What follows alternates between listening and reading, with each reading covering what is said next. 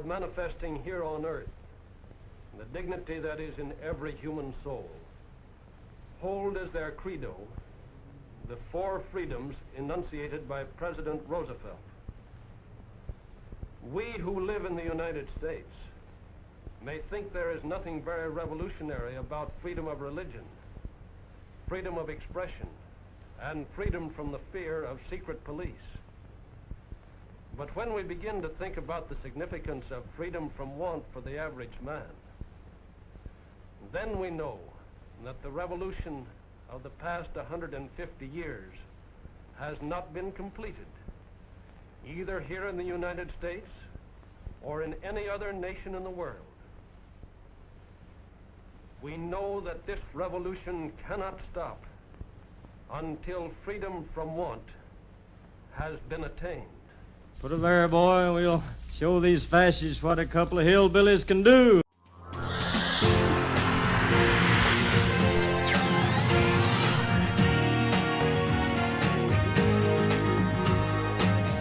Okay, they're back.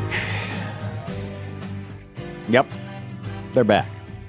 You know, in the economic turmoil of the 1930s, something called fascism swept across Europe, took a hold in Germany and Italy, and eventually threw the entire planet into a world war. Fascism is the merging of government and corporate interests. Very simple, very straightforward, with a tinge of nationalism and a little bit of racism thrown in to keep the population in line and united against a perceived enemy, a them, an other. As Mussolini was dissolving Parliament in 1938 and setting up his Camera de Fasci della Corporazione?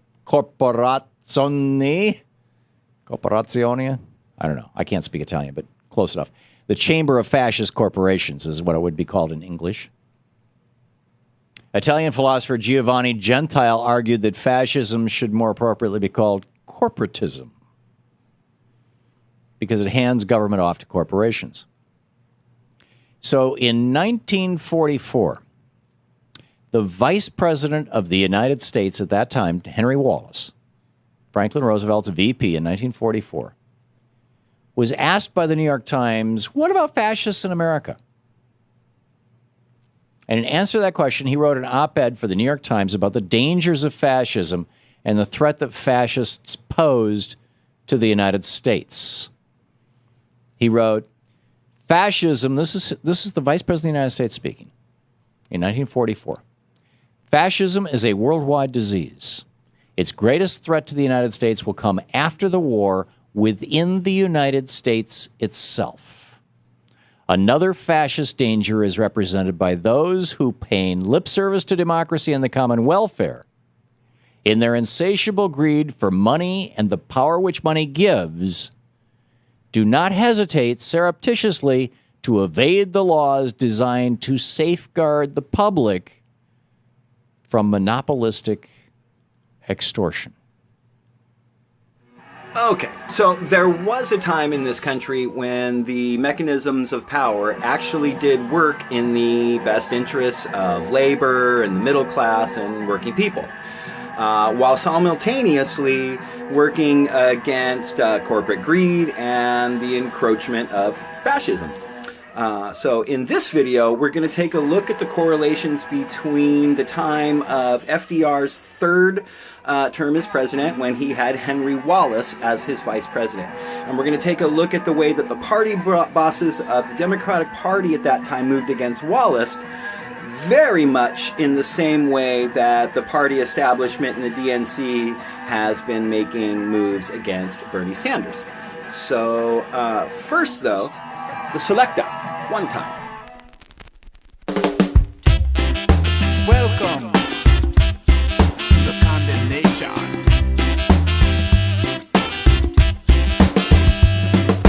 I'm gonna tell you, fascists, you made me surprised. The people in this world are getting organized. You're bound to lose. You fascists bound to lose. You're bound to lose. You fascists bound to lose.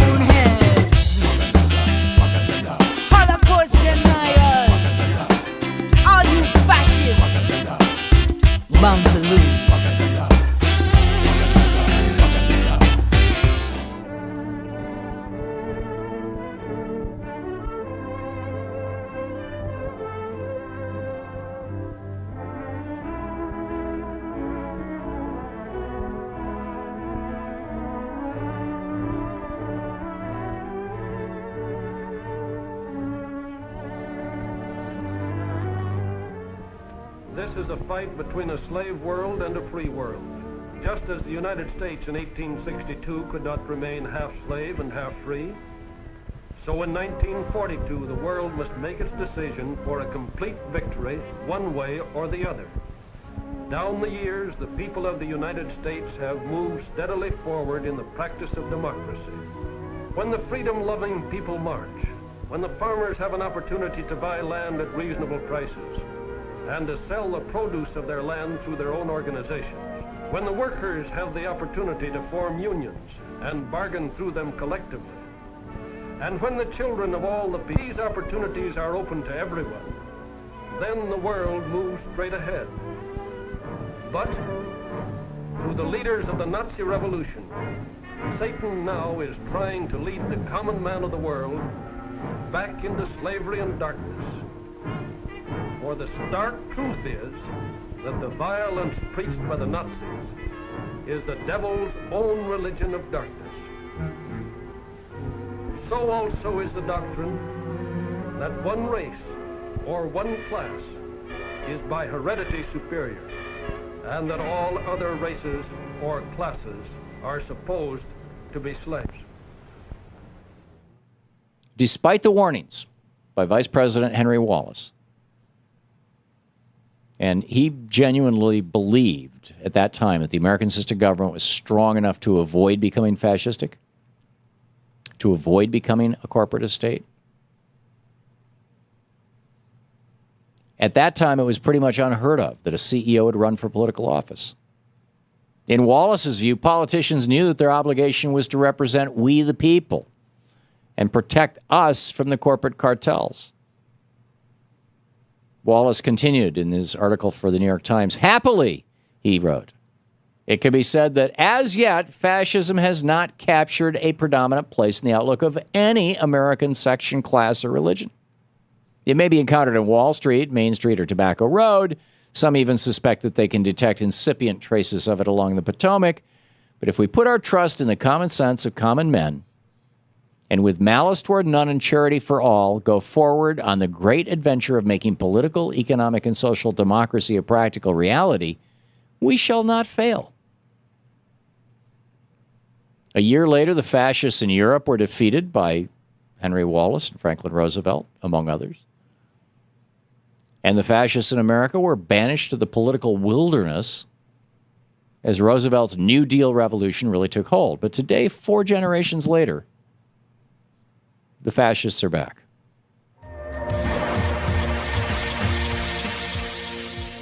Welcome to the Real News Network. I'm Paul Jay. On the Real News, we've been doing a lot of coverage, stories about the battle within the Democratic Party between the Sanders wing and what I would call the oligarchic wing, otherwise sometimes referred to as the Clinton wing or the Clinton-Obama wing, sometimes called the corporate Democratic wing. Well, we want to go back a bit in history and talk about the origins of this fight, at least one of the critical turning points. We're not going to go way back to the beginning of the Democratic Party. We're going to go back to Roosevelt and the New Deal and Henry Wallace, who became Roosevelt's vice president from 41 to 45. What happens in 1944 when Wallace gets dumped as Roosevelt's vice president, and Wallace represents perhaps the most progressive politics that a vice president certainly ever had, maybe the most progressive politics that someone ever made it to that kind of power ever had in the United States. Peter is a professor of history and director of the Nuclear Studies Institute at American University. He's the co-writer with Oliver Stone, The Untold History of the United States. First of all, give us a bit of context. Roosevelt does not get elected as a super liberal, progressive New Dealer, but given in the Depression, becomes that, and Wallace has a role to play in all that. So maybe you can get us started on this, Peter. There were glimpses of the New Deal in some of his speeches and statements, but you would not have expected, could not have foreseen Roosevelt turning into the kind of progressive visionary leader that to some extent he becomes during the 1930s, especially during his second term and then during the war period. So, and I think we need to understand that largely in the context of the shift overall in American politics in the 1930s. The most important force, of course, was the labor movement. So you've got the rise of, you have the AFL moving to the left, and you've got the rise of the CIO, which was now organizing industrial America. And that undergirds, that's the backbone of the Democratic Party in the 1930s. And we see that influence of the labor movement, especially in the 1936 election, in which the Democrats sweep the election across the country. The New York Times declares that the Republican right is dead and may never rise again. Unfortunately, they were wrong in that one, but it was a clear victory for liberal, left, progressive forces. We see that same kind of change occurring with the African American movement, with American intellectuals. I wrote a book, for example, about the shift in American scientists in the 1930s, how the scientists begin the decade as perhaps the most conservative force in American politics, and they end up the decade as the most left-wing force in American politics. In the December 1938 election for president of the AAAS, the largest scientific body in the United States, all 5 leading vote-getters were proponents of the science and society movement, and the president of the AAAS, Walter Cannon, was not only a socialist, but he was very pro-Soviet in the 1930s, Harvard physiologist. So that kind of shift is taking place across the country in the 1930s. Roosevelt rode that wave, and Henry Wallace was his Secretary of Agriculture in the first 2 terms of the New Deal. Peter, before we continue with the story, let me suggest the framing, at least the way I look at this. I don't know if you agree, but that the Democratic Party and the Republican Party as well, but the Democratic Party more so, it's an alliance of different classes. It's not just a dispute or fight over ideology, that some people believe in progressive values and some people believe in conservative values. That there's a class alliance here between sections of the elites, which includes sections of the oligarchy at the time in the 20s or 30s, and going forward, sections of the working class, especially starting in the 30s, represented by the trade unions. And there's a convergence of interest and also a battle that takes place within the party between these class forces that gets represented through progressive ideas or conservative ideas. But that the elites have always, with perhaps a few exceptional moments, really been dominant, even if there's been some breakthroughs. And even during Roosevelt's time, while he proposes progressive policies, he clearly does it to save capitalism. And I'm not suggesting that it would have been better to have some other kind of onerous policy. The New Deal was better for people. But he wasn't like a left-winger looking to be anti-capitalist. So still represented a section of the elites. Roosevelt, yes, I agree with you. Roosevelt was a pragmatic politician. And the Democratic Party was a coalition of progressive forces and reactionary forces.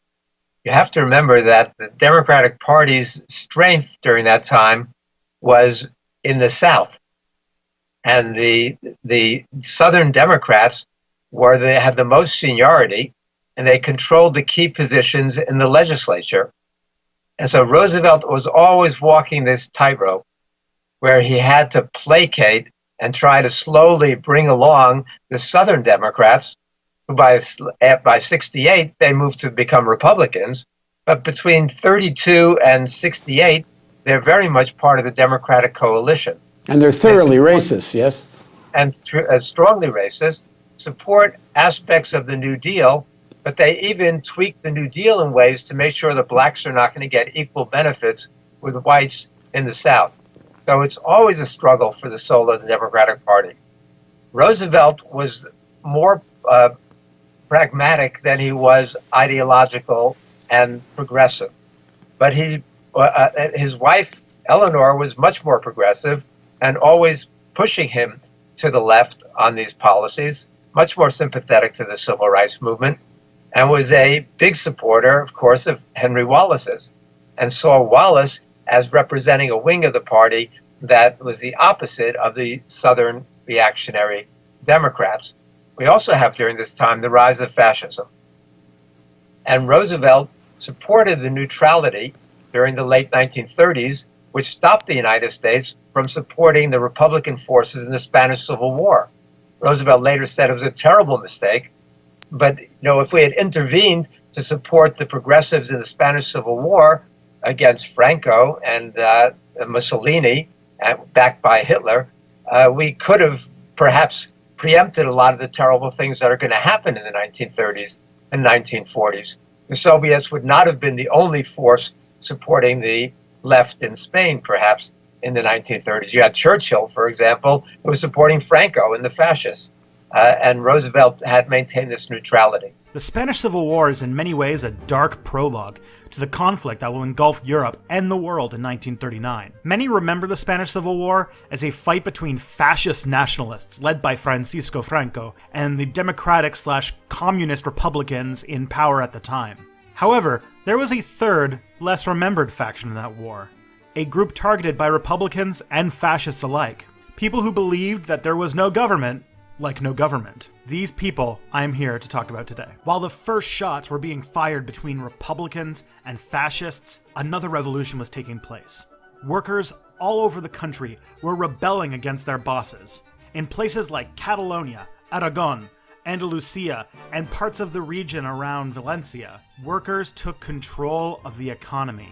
In some places, such as Catalonia, 75% of the economy ended up under the control of the rebelling workers, and they clashed against the communist Republican controlled areas of the embattled republic. So what exactly did this workers' takeover look like? Factories became co-ops, run by committees of workers. Farms became collectivized and turned into anarchist communes. Even barbershops, restaurants, and hotels were usurped by the workers who tossed out the bosses. This workers' rebellion was 8 million people strong. In the center of one of the bloodiest periods in Spanish history, these workers went on to build the society of many a hippie's dream. But who organized this movement? The Confederación Nacional de Trabajo, or the National Confederation of Labor, an anarchist union and militia loosely allied with the Republicans. They worked closely with the Federación Anarquista Ibérica, or the Iberian Anarchist Federation. The two groups are often referred to collectively as the CNT-FAI. The famous British author George Orwell wrote about this strange revolution in his book Homage to Catalonia. He described it as people building a new society in the shell of the old, and marveled at how effectively these people seemingly defied what everyone called human nature. Hierarchies were dissolved, wealth redistributed, and people were fine with it.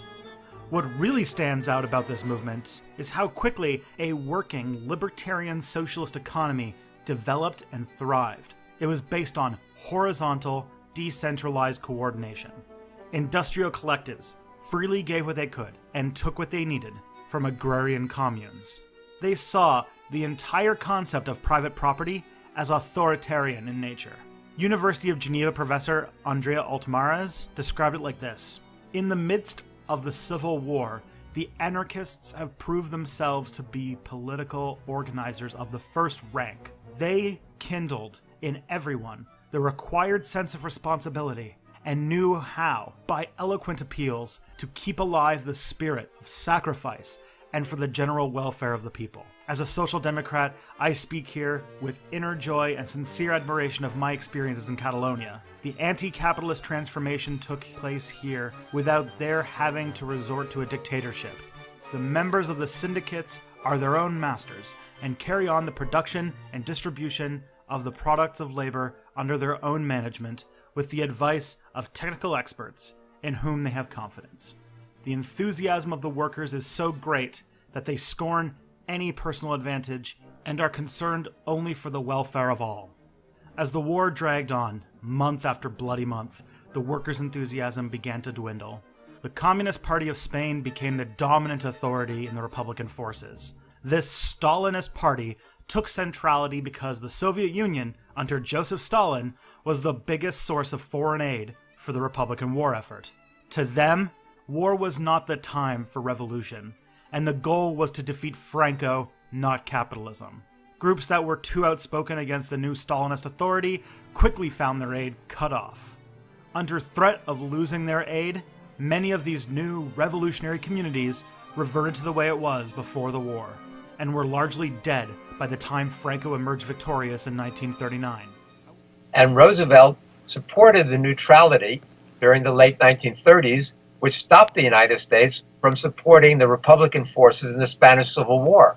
Roosevelt later said it was a terrible mistake, but if we had intervened to support the progressives in the Spanish Civil War against Franco and Mussolini, backed by Hitler, we could have perhaps preempted a lot of the terrible things that are going to happen in the 1930s and 1940s. The Soviets would not have been the only force supporting the left in Spain, perhaps, in the 1930s. You had Churchill, for example, who was supporting Franco and the fascists, and Roosevelt had maintained this neutrality. But when he was looking to run again in 1940, he knew the United States was inching toward war with Nazi Germany and perhaps Japan. And he wanted a leading progressive on the ticket. The most outspoken anti-fascist in the New Deal coalition in the 30s was Henry Wallace. So Wallace was a real internationalist. He had he caused the rebound in the agricultural economy. Farmers were quite progressive during the 1930s to go along with labor. And Wallace had a strong constituency, but the party bosses, who had enormous influence in the party during this period, the party bosses opposed Wallace. Why did they oppose him? Partly because he was much too progressive for the party bosses, who came out of the big urban machines in large part, and partly because he had never been a Democrat. His father had been Secretary of Agriculture under Harding and Coolidge. Wallace himself was a Republican to begin with, wasn't he? He didn't change his party affiliation until the mid-30s. And so the party bosses didn't trust him for that. But they also thought he was potentially much too radical, much too outspoken. And the party bosses, Walkers and Hagues and Kelly and these people were much more conservative. And how much in terms of the design of the New Deal, these direct national work programs where millions of people were hired, and an enormous amount of stimulus to the economy and various regulations, both in terms of Wall Street and commodities. How much was that Wallace? What kind of role did he play in that? I would give more of the credit to Roosevelt himself on a lot of that. Wallace had some influence, especially on the farm programs and the overall tenor of the administration. You also had people like Francis Perkins, Harold Ickes. You had a lot of progressives. That's part of the tragedy of what happens under Truman. Wallace is going to be the last of the New Deal progressives to survive until 1946. But Truman is going to purge the party, just as we see the Democratic leadership under Perez now trying to purge the Bernie Sanders wing of the supporters from the Democratic National Committee. We saw Truman purge the New Dealers from the Democratic Party in the cabinet in the mid-1940s. Wallace was the leading progressive force in the party. Roosevelt fought to get him on the ticket in 1940. Roosevelt wrote a letter to the Democratic Convention when it looked like they weren't going to put Wallace on the ticket. Roosevelt wrote a remarkable letter saying that we already have one conservative Wall Street-dominated party in the United States, the Republicans, and if the Democrats aren't going to be a liberal, progressive, social justice party, they have no reason to exist, and he turned down the nomination. Eleanor went to the floor of the convention and warned them that he was going to do so and not run for a third term in 1940, and they begrudgingly put Wallace on the ticket. And Wallace was the progressive visionary. And when Henry Luce says that the 20th century must be the American century and the United States should dominate the world, Henry Wallace counters with that wonderful speech saying the 20th century must be the century of the common man. And he calls for a worldwide people's revolution. The March of Freedom of the past 150 years has been a long, drawn-out people's revolution. This great revolution of the people there were the American Revolution of 1775, the French Revolution of 1792, the Latin American revolutions of the Bolivarian era, the German Revolution of 1848, the Russian Revolution of 1918. Each spoke for the common man in terms of blood on the battlefield. Some went to excess, but the significant thing is that the people groped their way to the light. The people are on the march toward even fuller freedom than the most fortunate peoples of the earth have hitherto enjoyed. It's Wallace who says that that America's fascists are those people who thinks that Wall Street comes first and the American people come second. Wallace was the enemy of Wall Street. Wallace opposed British and French colonialism, and the British and the French hated Wallace for being the leading spokesperson in opposition to colonialism. He was the leading spokesperson for black civil rights, for women's rights. Across the board, Wallace represented everything that we see as good in American progressivism. And so there were a lot of people out to get him. Now, in today's terms, Wallace would be quite to the left of Bernie Sanders. Far to the left of Bernie Sanders. Why does Roosevelt pick someone so on the left? Because Wallace was also tremendously popular. As the Democratic Party convention launches on July 20th, 1944, Gallup asked potential voters who they wanted on the ticket as vice president. 65% of potential voters said they wanted Wallace back as vice president. 2% said they wanted Harry Truman. Wallace was the second most popular man in America behind Roosevelt. When the magazines in the late 30s asked who should replace Roosevelt, the number one choice was Henry Wallace. Wallace was a safe choice in 1940, and despite what the bosses told him, he would have been a safe choice in 1944. The American people, we were fighting a war against fascism in the 1940s. We were a different country. It was a war against fascism, a war against racism. We had our own racism, of course, but the United States was a much more progressive country devoted to more progressive values. And so Wallace had the support, the popular support. He had the union support. He had every black delegate at the Democratic Convention in 1944. He was the choice of the people. And Roosevelt knew that in 40, and he wanted a leading, outspoken anti-fascist on the ticket, given what he knew we were up against in the 1940s. And the party dumps him anyway in 44, which is a little bit similar, as you said, to what's happening now, with Sanders clearly being the most popular Democratic Party politician, and the party machine bosses and corporate Democrats doing whatever they can behind the scenes to try to prevent him from getting the nomination. So tell us about what happened in 44.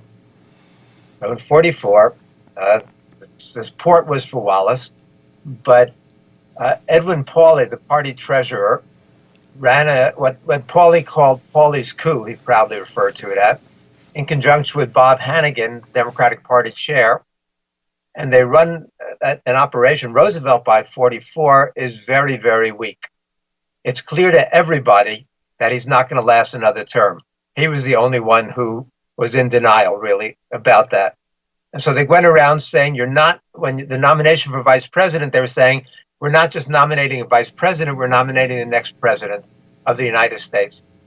And they made all the deals. They try to keep the progressives, the Wallace supporters, from ever getting access to Roosevelt.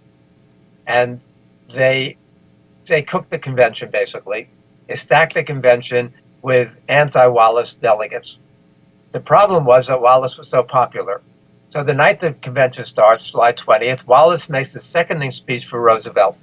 Even though the party bosses had the convention already stacked and fixed in 1944, like they did in 2016, after Wallace's speech, there's a spontaneous demonstration on the floor. It lasts for about an hour. Among the leaders are people like Hubert Humphrey and Adlai Stevenson. And in the midst of that, Senator Claude Pepper from Florida, nicknamed Red Pepper because of his progressive views, realized if he could get to the microphone and get Wallace's name and nomination that night, Wallace will sweep the convention, get the nomination for vice president, to fire the bosses, be back on the ticket. So Pepper fights his way to the microphone. The party bosses see what's going on. You've got Mayor Kelly of Chicago was in Chicago screaming, "It's my convention. This is a fire hazard. Adjourn immediately." Sam Jackson is chairing it. He said he had orders to not let Wallace get the nomination. And he says, "I got a motion to adjourn. All in favor, aye." Maybe 5% say aye. And all opposed, nay. The rest of the convention booms out nay. And Jackson says, "Motion carried, meeting adjourned." Pepper was literally 5 feet from the microphone when that happened. What Oliver Stone and I argue in The Untold History is that had Pepper gotten 5 more feet to the microphone and got Wallace's name and nomination, Wallace would have been back on the ticket as vice president. He would have become president on April 12, 1945, when Roosevelt died, instead of Truman. History would have been different. There would definitely have been no atomic bombings in World War II. Wallace becomes the leading opponent of the atomic bomb. And there would have almost certainly been no Cold War. Or if there was some contention, it would never have taken the virulent form that it took between the United States and the Soviets, starting in 1945, 46, 47. So that's how close we came to a dramatically different history. 5 feet. 5 feet and a few seconds. And we need to revisit a poignant warning that Vice President Wallace had for us in 1944 when he wrote for the New York Times, "American fascism will not be really dangerous until there is a purposeful coalition among the cartelists, the deliberate poisoners of public information, and those who stand for the KKK type of demagoguery." End of quote. This fascist coalition of corporate cartels, an entire television network devoted to disinformation and right-wing demagoguery, is stronger today in America than ever before. We now have an open corporatist. Corporations are people, my friend. Well, Vice President Wallace, in his New York Times op-ed, defines the American fascists this way. Quote, "They claim to be super patriots, but they would destroy every liberty guaranteed by the Constitution. They demand free enterprise, but they are the spokesman for monopoly and vested interest. Their final objective, toward which all their deceit is directed, is to capture political power so that using the power of the state and the power of the market simultaneously, they may keep the common man in eternal subjection." End of quote from the Vice President of the United States in 1944. And the corporate cartel now has the help of those who Wallace called the deliberate poisoners of public information, his phrase. The corporatist media outlets on cable news, led by Fox So-Called News, along with the corporatist agents in the right-wing blogosphere and right-wing talk radio. Wallace wrote, "The American fascists are most easily recognized by their deliberate perversion of truth and fact. Their newspapers and propaganda carefully cultivate every fissure of disunity, every crack in the common front against fascism. They use every opportunity to impugn democracy." And this strategy, by the way, that Vice President Wallace identified in 1944, continues with today's purveyors of hate, who appear regularly on these same corporatist media outlets. They include the Islamophobes, the religious zealots who rail against gays, and the economic elites who try to pit working Americans against each other, the private worker against the public worker, the union worker against the non-union worker, the male worker against the female worker. They're all about making a split, divide and conquer, to quote Scott Walker. So nearly 70 years after the Vice President's warning, after Vice President Henry Wallace's warning, we now know that it can happen here, that we too can be taken over by fascism.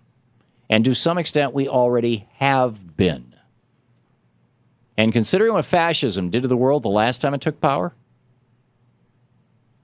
we should all be concerned about the next few years in America and the very real challenges we face as we try to reclaim our democracy and our economy.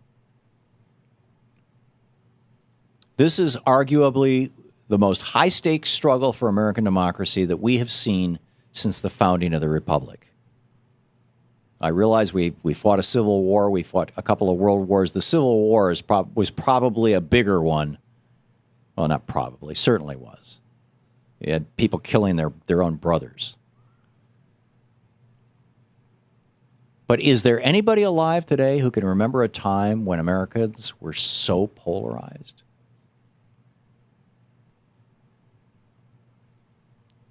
This high-stakes struggle to preserve American democracy against the forces of fascism, it begins today. And you have to show up and participate. Right? Movement politics is what makes all these things work. We need to get involved.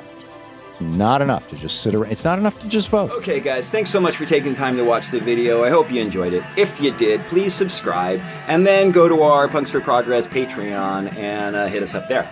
I really want to thank the MC5 for supplying the background noise to my narrations. I want to thank Right Wing Watch for supplying the edits on the Tom Hartman footage.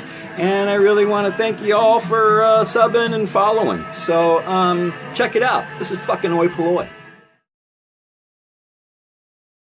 They're bringing crime. They're rapists. Islam hates us. Did you mean all 1.6 billion Muslims? You have to take out their families. You've called women you don't like fat pigs. But the look obviously matters. Like you wouldn't have your job if you weren't beautiful. There has to be some form of punishment. For the woman? Yeah, there has to be some form. Hail Trump! Hail our people! Hail victory! Can I have a pledge, a swearing? Raise your right hand.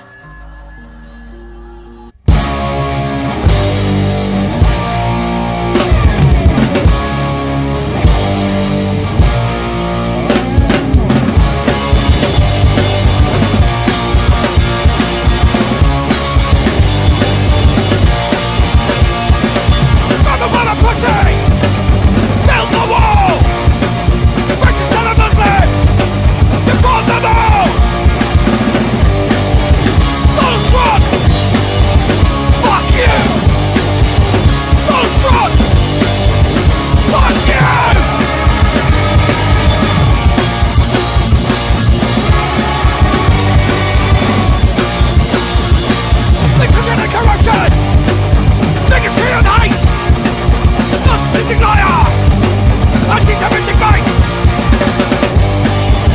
Don't Trump! Fuck you! Don't Trump! Fuck you!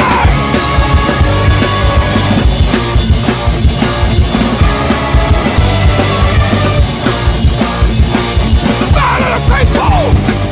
Kiss my fucking butt! He's a millionaire! Asshole!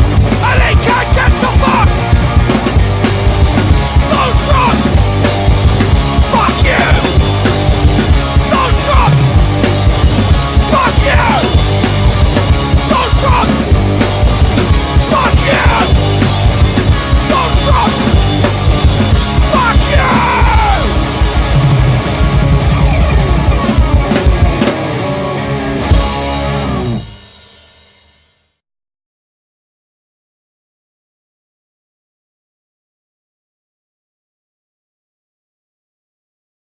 The March of Freedom of the past 150 years has been a long, drawn-out people's revolution.